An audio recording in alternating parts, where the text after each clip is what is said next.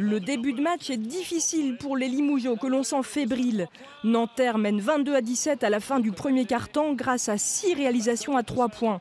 Début du deuxième quart-temps, mauvaise remise en jeu, l'écart se creuse de 10 points. Le pire est à craindre, même le public semble résigné, plutôt inhabituel dans le chaudron. Il faut réussir à garder la tête froide et à rester serein dans son basket quand tu as une série contre toi.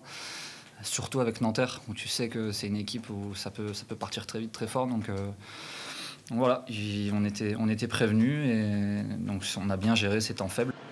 Le match se renverse totalement au milieu du second quart-temps, avec un jeu de plus en plus intense des Limougeaux qui effectuent une très belle remontée. Une série de 13-0 emmène le score à 39-31 pour le CSP à la mi-temps.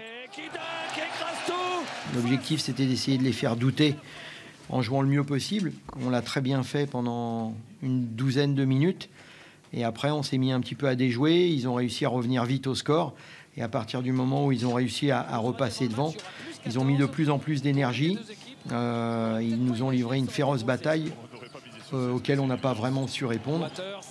Le CSP a su maintenir la pression. Il a construit son succès sur sa défense face à une équipe réputée pourtant pour son jeu d'attaque. William Howard, Samardo Samuels et surtout le capitaine Jonathan Roussel, désigné meilleur joueur de la rencontre, vont s'avérer être les hommes forts du match.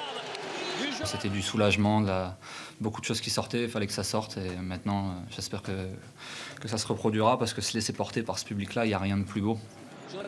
Au final, victoire méritée 80-62 qui fait le plus grand bien avant le match d'Eurocup de mercredi sur le parquet de Berlin.